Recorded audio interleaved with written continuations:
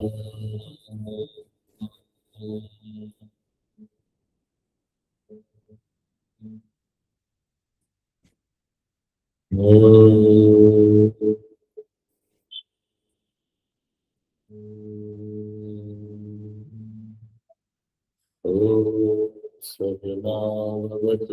सहना भुनक्तु सह वीर्यं करवावहै तेजस्विनावधीतमस्तु मा विद्विषावहै।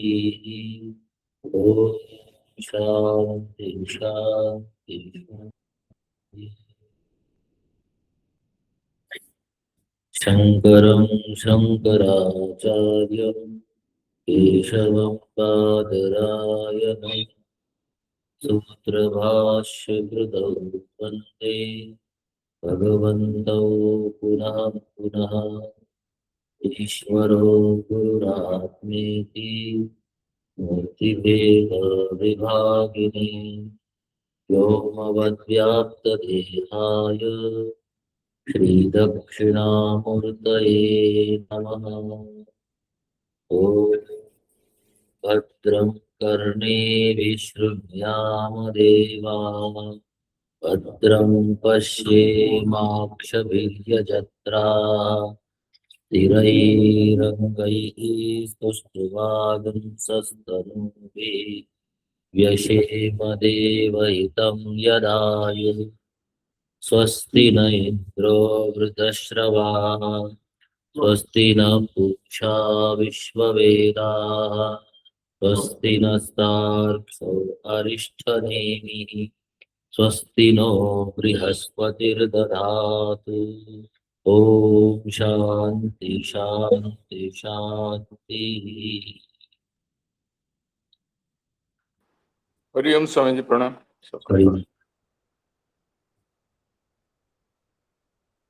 मंत्र पाठ। यत्र सुप्तो न कंचन कामं कामयते। पांचवा मंत्र।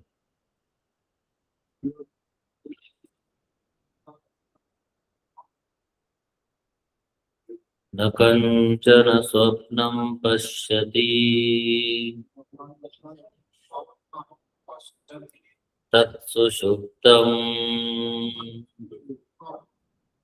सुषुप्तस्थानः एकीभूतः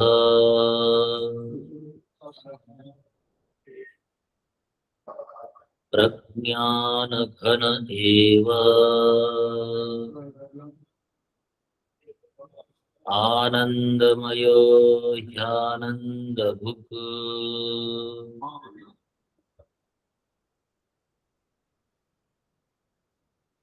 ह्यानन्दभुक्।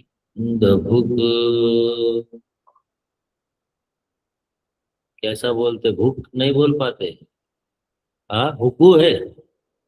हाँ।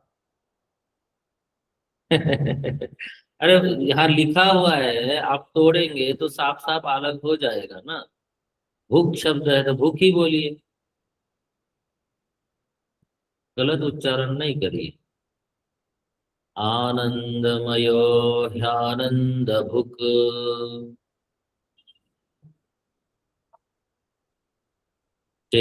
फिर को क्यों करते? ज्यादा खींचिए मत। को वो लंबा खींचिए मत। हमारे भी लग रहा है, लेकिन आप खींचिए मत ज्यादा। आपका गलत हो रहा है। चेतो मुख प्राज्ञ तृतीय पाद।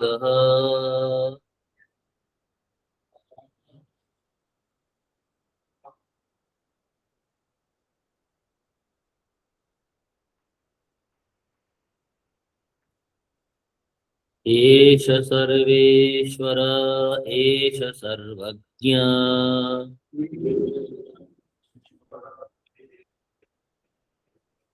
एषोऽन्तर्यामी एष योनिः सर्वस्य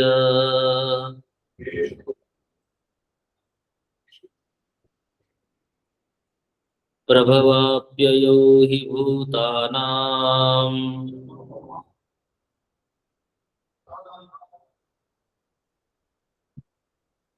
एष हि स्वरूपावस्थः सर्वेश्वरः साधिदैविकस्य भेदजातस्य सर्वस्य ईशिता नैतस्मात् जात्यन्तरभूतः अन्येषाम् इव प्राणबन्धनं हि सौम्यमनः इति श्रुतेः अयमेव हि सर्वस्य सर्वभेदावस्थः ज्ञाता इति एषः सर्वज्ञः एषः अन्तर्यामी अनुप्रवेश्य सर्वेषां भूतानां नियन्ता अपि एषः एव अतः एव यथोक्तं सभेदं जगत् प्रसूयते इत्येषः योनिः सर्वस्य यतः एवं प्रभवश्चापि अयश्च प्रभवाप्ययौ हि भूतानां एषः एव। तो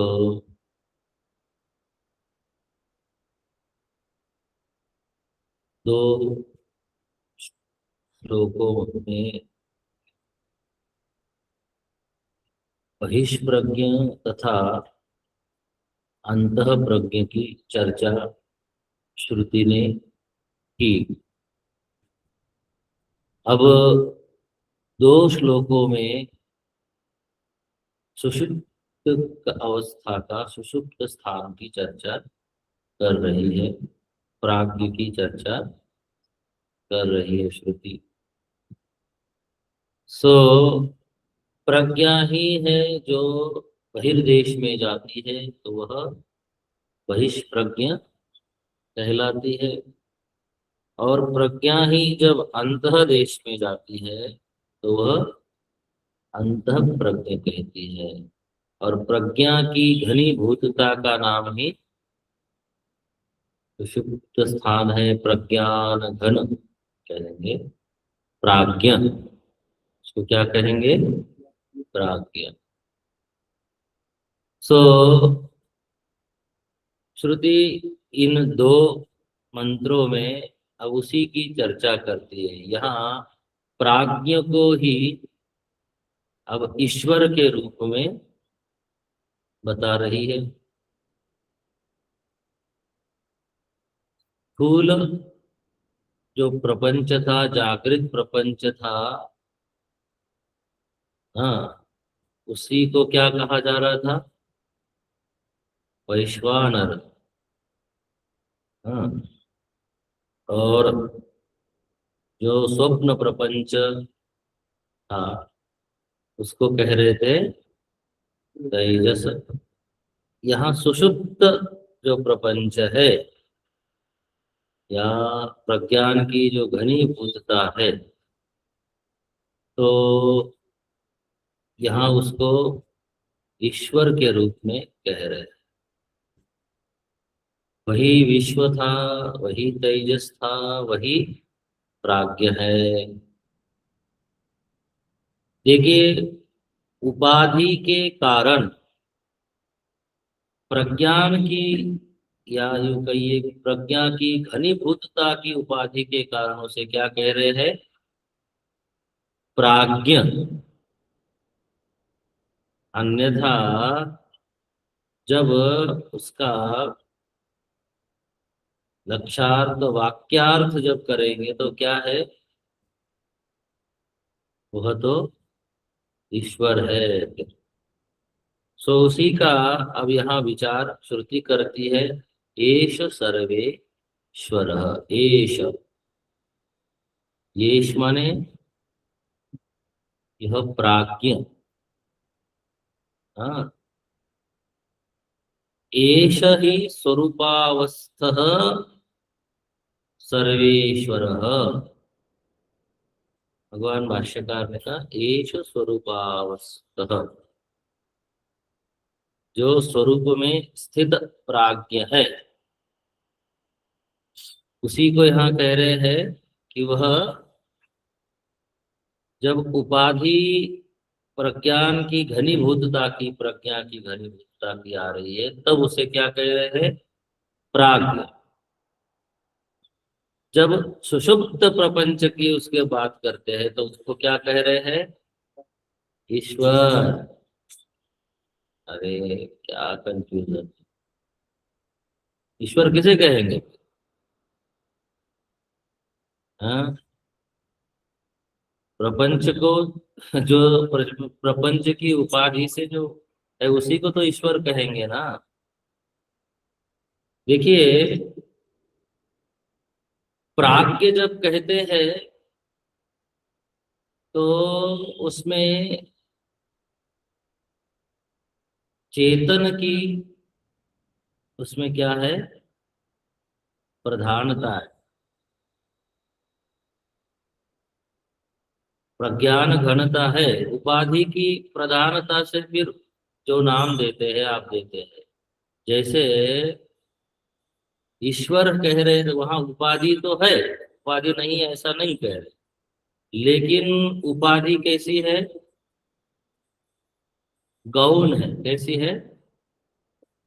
गौण है, उतनी प्रबल नहीं है। इसलिए वहां चेतन की प्रधानता है, इसलिए उसे क्या कह रहे, ईश्वर कह रहे।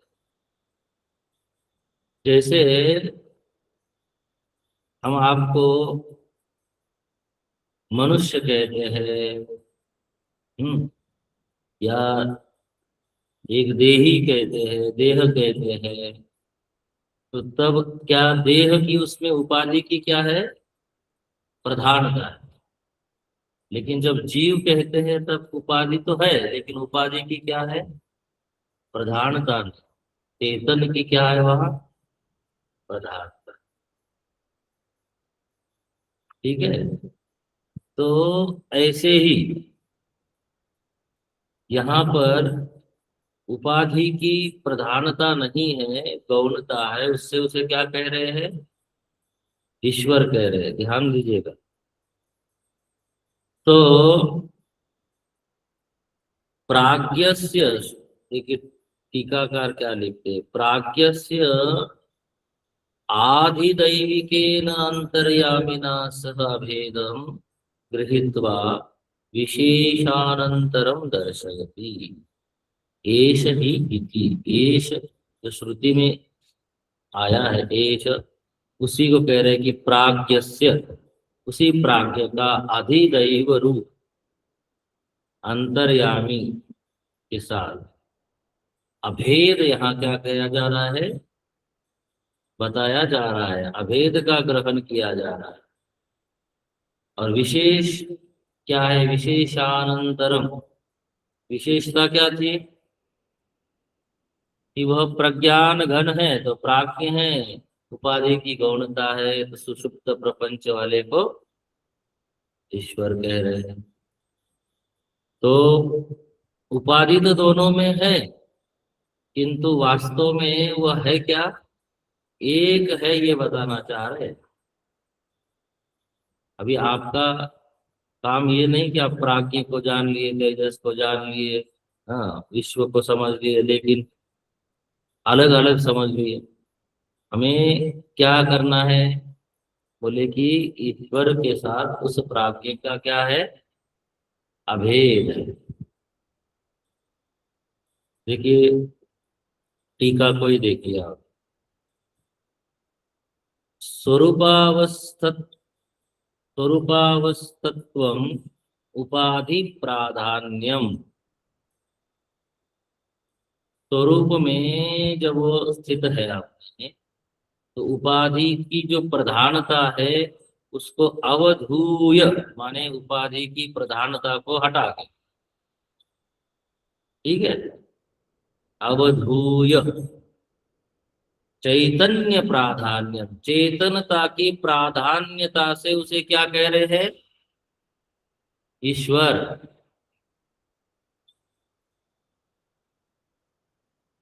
टीका को जो बातें पढ़ते हैं ना उसको अंडरलाइन भी कर लिया करिए पेंसिल से, ताकि आपको बाद में जब पढ़े तो जो आपने नोट किया है उसका अर्थ लग जाए। तो देखिए, देख क्या कह रहे हैं, स्वरूपावस्थत्व उपाधि प्राधान्यम अवधूय चैतन्य प्राधान्यम। चैतन्य की प्राधान्यता से और उपाधि की गौणता से उसी प्राज्ञ को क्या कहा जा रहा है? ईश्वर। ठीक है। उपाधि ही होती है जो उस निर्विकार निराकार चेतन में, इसको थोड़ा ध्यान से समझिएगा, निर्विकार निराकार चैतन्य में उपाधि ही भेद उत्पन्न करती है। भेद होता नहीं है, लेकिन भेद दिखता है। उपलब्धा को भेद दर्शन होता है। उपाधि से ही सामर्थ्य की गौणता और न्यूनता होती है। आप अपने भौतिक जीवन को ले लीजिए थोड़ा सा, और इसको अपने व्यवहार में ले आइए। एक चपरासी की उपाधि है, प्यून है ऑफिस का, और एक ऑफिस का साहब है, ऑफिस का, चाहे मैनेजर है, सीईओ है, या और भी जो अधिकारी है। दोनों की क्या है? लेकिन उस उपाधि के कारण दोनों की सामर्थ्य में क्या हो जाती है? भेद भिन्नता होती है। लेकिन दोनों की उपाधि अगर हटाते हैं तो क्या है वास्तव? दोनों अजीत, नहीं नौकर नहीं, फिर नौकर तो उपाधि हो जाएगी। दोनों नौकर, ये तो और भी विचित्रता है, क्या बताऊं। हाँ जी। हाँ, दोनों मानव है। दोनों दोनों इस देश के नागरिक हैं। ऐसा नहीं कहना चाहिए, ऐसा नहीं होता है। सो देखिए, जरा अजीब सा उदाहरण है, लेकिन फिर भी विचार करिए आप। यहाँ क्या कह रहे हैं? चैतन्य की प्रधानता जब पे ध्यान देते हैं तो प्राज्ञ भी चेतन है और ईश्वर भी चेतन है, तो दोनों की क्या है? एकता है।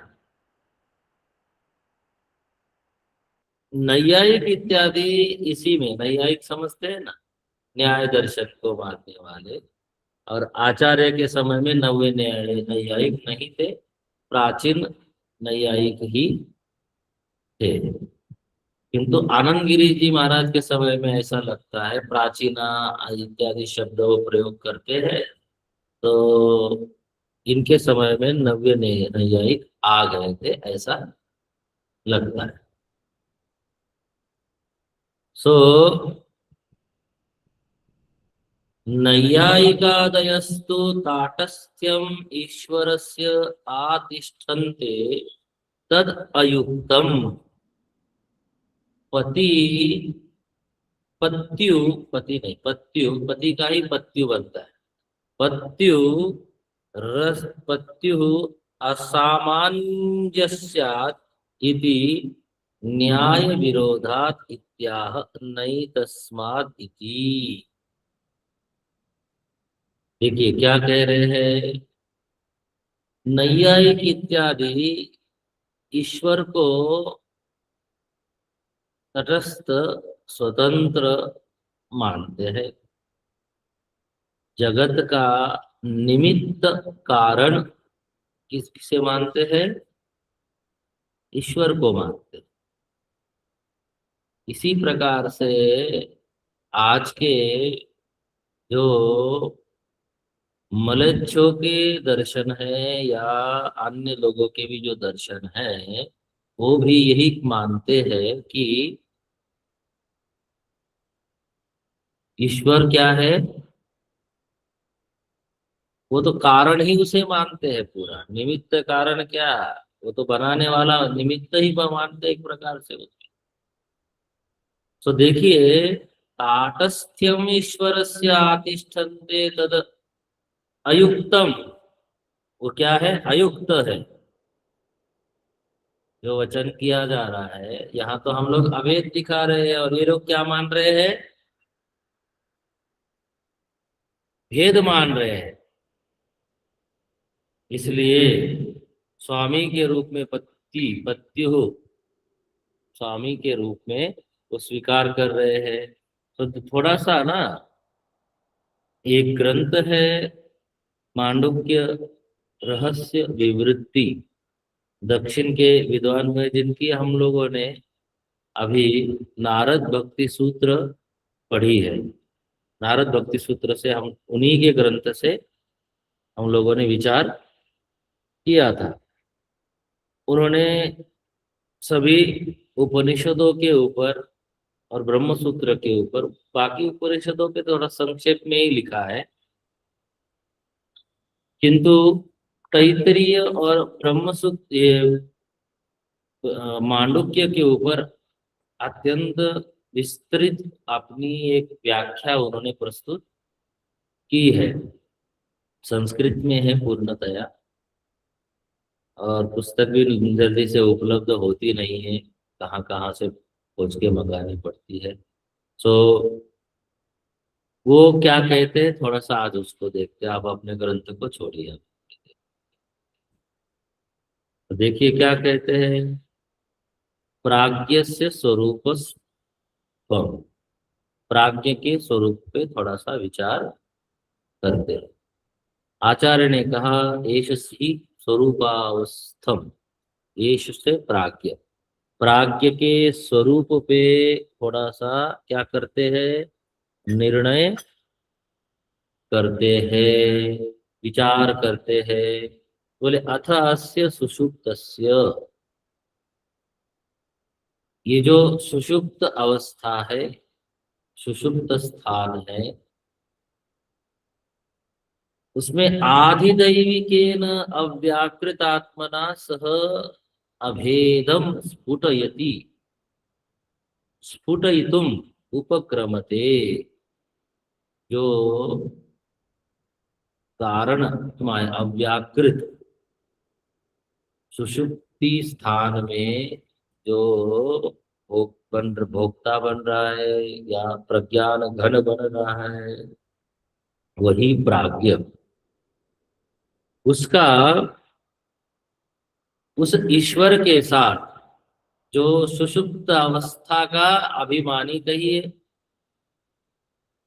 क्योंकि विराट अभिमानी तो वही होता है, तो उसके उपाधि के भेद से हम जो भेद देख रहे हैं, तो कह रहे हैं अभेदम स्फुटयितु, उसका अभेद आप क्या करते बताते प्राज्ञ के साथ। एष ही प्राज्ञ, यह जो प्राज्ञ है, स्वरूपावस्थ सर्वेश्वर, स्वरूप की में स्थित होने पे स्वरूपतः क्या है, सर्वेश्वर है। माने क्या है, उसका ईश्वर के साथ क्या है, अभेद है। एकता कहने की जगह अभेद, हम लोग एकत्व की जगह शब्द क्या प्रयोग करते हैं, आदि एकत्व भी बोलते हैं, लेकिन आचार्य लोगों को जो शब्द अधिक पसंद है वो क्या है, अभेद। क्योंकि भेद हमारी बुद्धि में पड़ा रहता है ना, तो आपको क्या बताना है, एकत्व की जगह आपको अभेद बताना है। तो अनुभव हमें क्या हो रहा है, भेद का।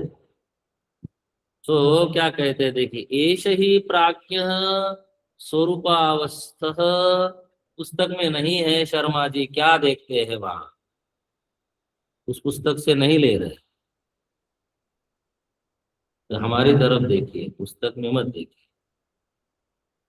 एष ही प्राज्ञ स्वरूपावस्थ सर्वेश्वर, यद्यपि विश्व तेजसौ अपि स्वरूपावस्था एव, यद्यपि जो विश्व तेजस है, वो उसमें हमको वो अवस्था में भेद दिखता है, लेकिन वहां भी क्या है, एकता बताई गई थी। किसमें, विश्व तेजस में, विश्व और वैश्वानर में, और तेजस और प्राज्ञ में, तेजस और हिरण्यगर्भ। तो देखिए यहाँ क्या कह रहे हैं, तथापि स्वप्न जागृत हो, ये जो भेद रहने के बाद भी वहां पर कोई भी स्वरूप का अपाय नहीं हो सकता। स्वरूप से अपाय असंभवात। जो आत्मा का स्वरूप है, जो सत्ता का स्वरूप है, उसका स्वरूप में कोई अपाय अर्थात कोई भी दोष नहीं आता, कोई भी घटाव नहीं होता। अगर उपाधि के कारण ऐसा मान लेंगे कि वो घट गया बढ़ गया, तो फिर तो उपाधि तो दिखाती है केवल। उपहित में कोई परिणाम हुए बिना उपाधि उसको ऐसा क्या करती है, ये दोनों क्या है, उपाधियां है, चाहे स्थूल हो चाहे सूक्ष्म। तो उसी को कह रहे हैं कि तथापि स्वप्न जागरितयो स्थूल सूक्ष्म रूप उपाधि संपर्क वशात, उपाधि के संपर्क के कारण, कौन सी उपाधि, स्थूल और सूक्ष्म की, जागृत स्वप्न में जो स्थूल और सूक्ष्म प्रपंच की क्या मिल रही है, उपाधि, तयोः पर रूपात् न त्वम् इव भवति, लेकिन वह उससे क्या बोलते हैं, अलग नहीं हो सकता। तद अपेक्षया, उस स्वरूप में कौन सा, जागृत और स्वप्न के अपेक्षा यहाँ घनीभूतता है। वहां तो दिखा व्यवहार होता हुआ दिखता है, यहाँ तो व्यवहार होता हुआ भी नहीं दिखता है। तो तद अपेक्षया एष स्वरूपस्थः भवति, उसके अपेक्षा से यहाँ तो थोड़ा और ज्यादा एक नजदीक लगता है। तो यहाँ कह रहे हैं कि स्वरूपस्थः भवति, स्वरूपस्थः भवति माने एकीभूतत्वम घन प्रज्ञत्वम। एकीभूत क्या हुआ यहाँ पे, एकीभूत क्या किसे कहा था यार, प्रज्ञान की एकीभूतता है ना, घनीभूतता है। उसी का नाम क्या रखा, जो जिसकी प्रज्ञा घनीभूत हो रही है उसका नाम प्राज्ञ रखा। और वही जब प्रपंच की या सुप्त प्रपंच की उपाधि उसे दी जा रही है, न्यूनता है उपाधि की, तो उसे कहा जा रहा है ईश्वर। तो कह रहे तस्मात्, श्रुति को भी कोट कर रहे हैं, देखिए, तदेतत् स्वपिति शब्द निर्वचनेन दर्शितम श्रुत्यंतरे, श्रुत्यंतर में भी जो सुषुप्ति के संदर्भ में निर्वचन किया गया है, दिखाया गया है, तस्मात् एन स्वपिति इत्याचक्षते स्वम ही अपितो भवति। जो सो रहा है और जिसका प्रज्ञान घन हो रहा है, वही प्रज्ञान घन उस ईश्वर से क्या है, अभिन्न है। तदेवं स्वरूपतत्वात्, वो अपने स्वरूप में ही क्या है, स्थित है। उपाधि के कारण भिन्नता लगती है, लेकिन है वो कहाँ, अपने स्वरूप में। उसी को यहाँ सर्वेश्वर कह रहे, आचार्य ने कहा एष सर्वेश्वर, तो उसी को यहाँ कहा गया एष सर्वेश्वर। अब कहते हैं प्राज्ञस्य सर्वेश्वरत्वोपपत्ति, प्राज्ञ की सर्वेश्वरत्व के संदर्भ में जो बताई जा रही, सर्वज्ञता बताई जा रही, सर्वेश्वरत्व तो बताया जा रहा है, वही बता रहे। यद्यपि स्वस्वरूप दृष्टिया नैवास्ति ईशितव्यम, अपने स्वरूप की दृष्टि से इसमें किसी प्रकार का वहां शासन तो नहीं दिख रहा है। स्व अतिरिक्तम, तो कोई दूसरा भी वहां दिख नहीं रहा है शासन करने के लिए। तो क्या कह रहे, तथापि अज्ञात स्वरूपस्य, उसका स्वरूप ही क्या है, अज्ञात, ऐसा प्रश्न उठ सकता है। बोले सोपाधिकस्य अस्ति इव, जो सौपाधिक है, सौपाधिक उपाधि किसकी है, प्राज्ञ, प्राज्ञ उपाधि है, प्रज्ञान घन की उपाधि है वहां। तो सौपाधिकस्य इति अविद्या कार्यम ईशितव्यम इति तद अपेक्षम सर्वेश्वरत्वम, तो उसकी अपेक्षा से जो उपाधि जो ईश्वर की है, वहां पर क्या लग रहा है, वहां ईशन करने की सामर्थ्य अधिक लग रही है, यहाँ पर तो नहीं लगती। लेकिन उपाधि के कारण, अविद्या की उपाधि के कारण, यहाँ बृहदारण्य के वार्तिक को इन्होंने कोट किया है कि प्रत्यक ध्वांतम चिदाभासम स्वकार्य नियमात्मकम, जो प्रत्येक आत्मा है, जो वहां सुषुप्ति में जो बैठा हुआ है, उसी को प्राज्ञ कह रहे हैं। तो कह रहे कि प्रत्यक वो कैसा है, प्रत्यक है, प्रत्यक ध्वांतम चिदाभासम स्वकार्य नियमात्मकम, वो जो प्रत्येक आत्मा है, जो चिदाभास है, वो स्वकार्य, अपना जो कार्य है उसका क्या है, नियामक है, उसको नियमित भी करता है। तद उपाधि ही नियंता, उसी की उपाधि क्या है, नियंता के रूप, एष परः प्रोक्त, न तो स्वतः, स्वतः नहीं, क्या, परः उपाधि के कारण, उसी को हम क्या कहते हैं, सर्वज्ञ। क्यों, देखिए, जो जागृत और स्वप्न है, उसी में लय हो रहा है, और फिर उसी से क्या हो रहा है, प्रकट भी हो रहा है। इसलिए वह तो सर्वज्ञ भी है, सर्वनियंत्रक भी है, उसी से सब उत्पन्न भी हो रहा है, क्योंकि जागृत और स्वप्न प्रपंच है, उसी में लय हो रहा है और वही से उदय हो रहा है, प्रकट हो रहा है। इसलिए सर्वज्ञ सर्वशक्तिश्च सर्वात्मा सर्वगः ध्रुवः,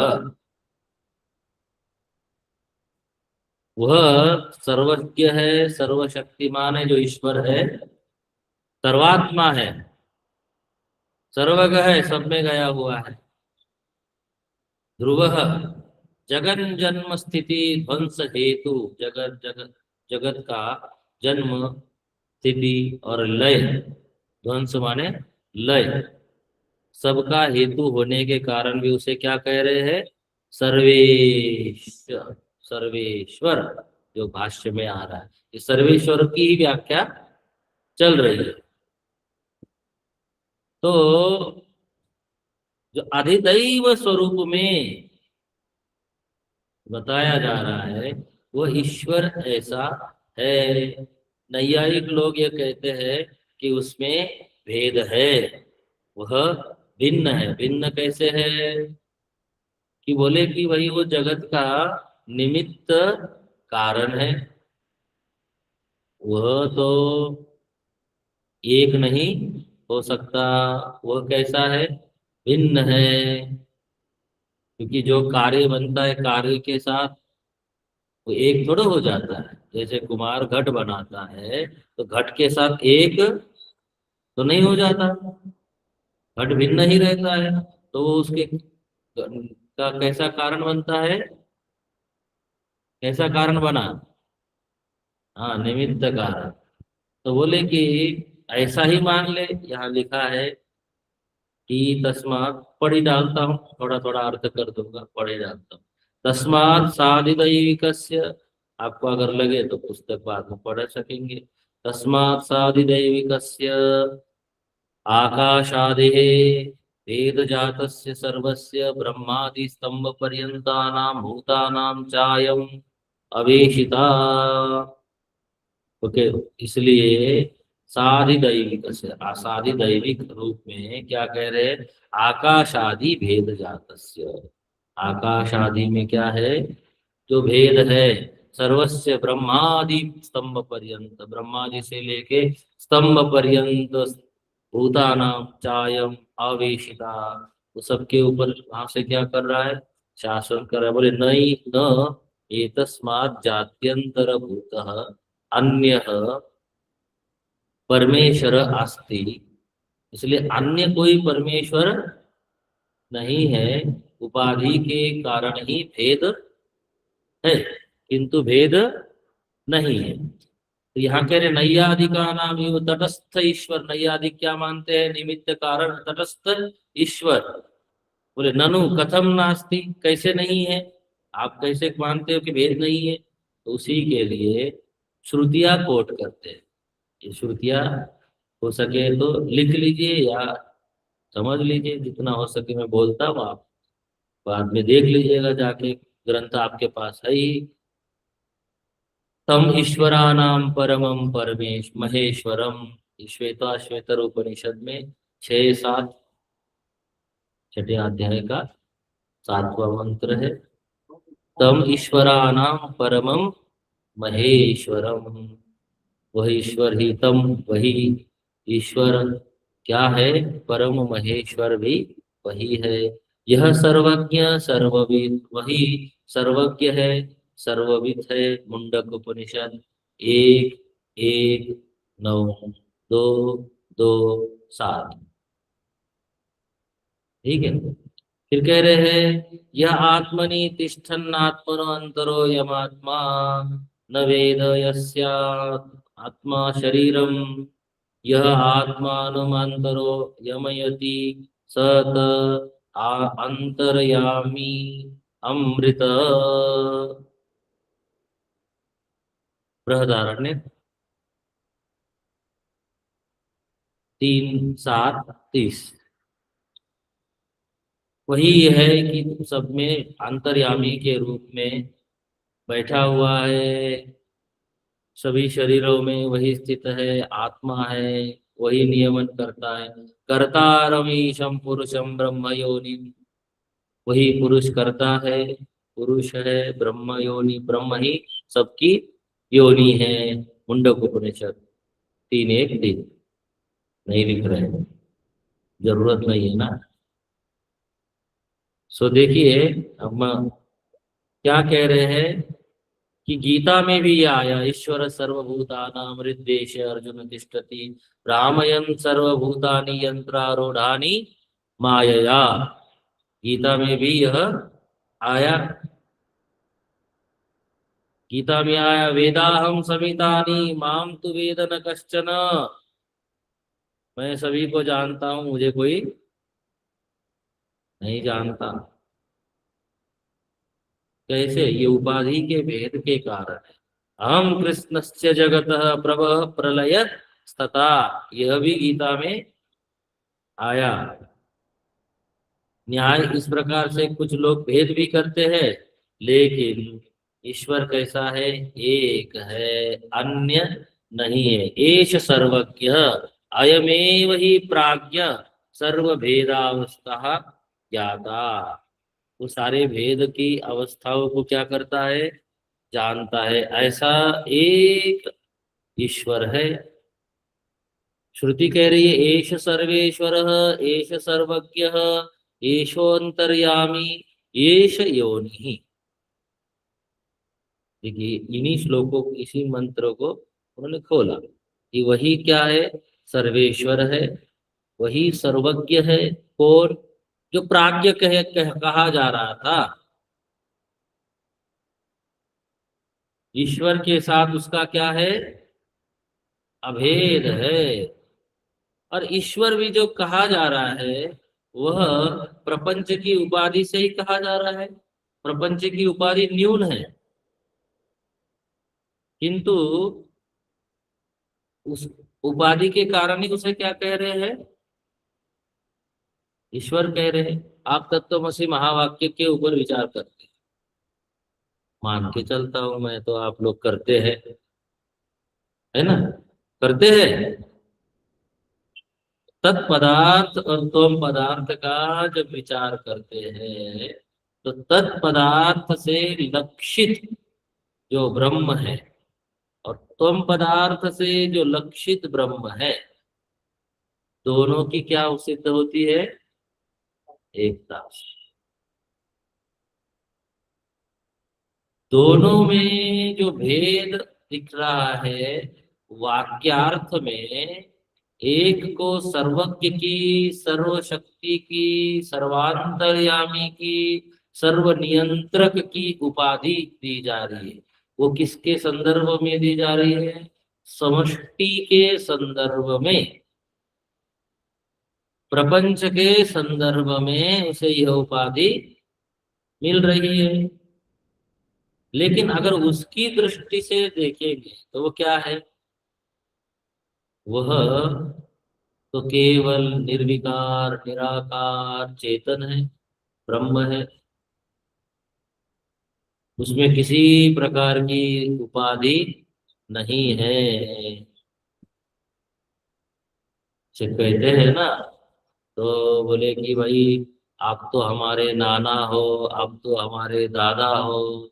उसने कहा कि ना हम किसी के नाना है, ना हम किसी को जाना है। हैं? हम तो अपने में ही स्थित है। जब आप स्वयं ही हो तो फिर दूसरा तो कोई है ही नहीं। अब कौन किससे भेद करके बैठेगा? तो ऐसा ही है वो। प्राज्ञ ही आत्मा ही सबका शासक है, ये कह रहे। कैसे? जब उपाधि की गौणता है प्रपंच के संदर्भ में, तो देखिए, एष अंतर्यामी, एष योनि सर्वस्य, वही सबकी योनि। योनि माने कि उत्पत्ति स्थान, सब वही से प्रकट होता है।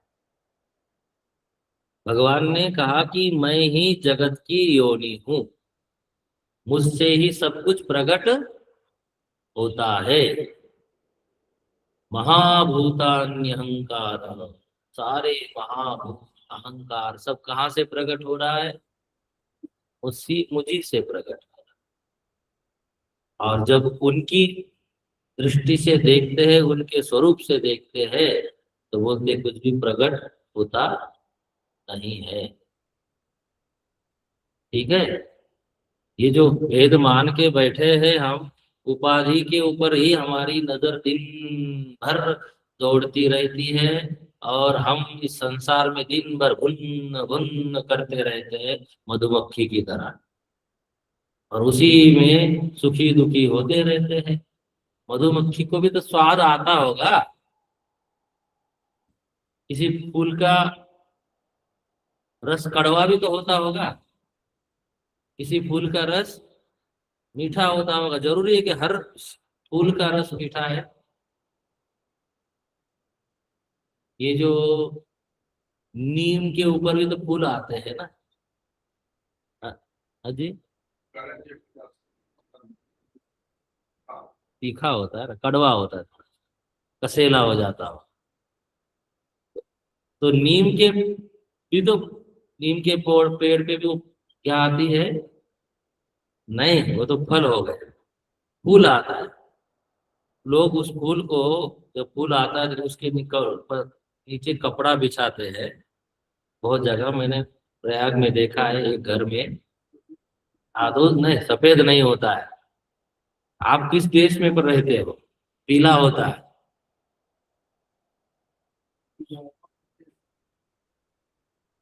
अरे किसान के लड़के हो क्या ऐसी बातें करो ना, तो लगता शहर में रह के सही में आप लोग बिगड़ गए। हाँ। तो क्या बोलते हैं, उसको इकट्ठा करते हैं और लोग भूनकर उसको घी में तल के खाते हैं, तो उससे इम्यूनिटी बढ़ती है। तो उसका भी तो रस होता होगा ना, तो कड़वा होता होगा। लेकिन जब वो क्या बोलते हैं एक जगह इकट्ठा हो जाता है, तो उसको आप क्या कहते हो, केवल अलग अलग देख पाते हो, एक ही है वो। तो देखिए, सारा जगत परमात्मा से उत्पन्न होता है, परमात्मा में स्थित होता है, और उसी परमात्मा में लय होता है। वो कौन है? बोले यही प्राज्ञ है। यही प्राज्ञ है, जो आप अपने आप को अलग मान के बैठे हो, अलग नहीं। यही प्राज्ञ ही ईश- ईश्वर भी है, प्रपंच की उपाधि से। सो कह रहे हैं, सर्वस्य प्रभवाप्ययौ ही भूताना, सभी भूतों का यही कारण है। माने जागृत और स्वप्न की उत्पत्ति यही से होती है, और फिर इसी में यह लय भी हो जाता है। आप अपना जागृत जगत लेकर स्वप्न में जाते हो, और स्वप्न जगत को और जागृत जगत को समेट के अपने सुषुप्त जगत में जाते हो। और वही कुछ दिन या कुछ देर, कुछ दिन तो नहीं सो सकते, कुछ दिन जब सो जाएंगे तो लोग आपको हॉस्पिटल में भर्ती कर देंगे। कुछ दिन तो नहीं, वो कुंभकर्ण थोड़ो है कि कुछ दिन नहीं, कुछ घंटे, कुछ घंटे आप उस जगत में रहते हो, और वहां से फिर स्वप्न जगत में आते हो, और फिर वहां से जागृत। तो कहाँ से गया वो जगत, लय कहाँ हुआ? बोले उसी प्राज्ञ में, और उसी प्राज्ञ से फिर प्रकट हुआ। इसलिए वही उत्पत्ति का भी स्थान है और लय का स्थान है। सर्वेश्वर साधिदैविकस्य भेद जातस्य सर्वस्य ईशिता।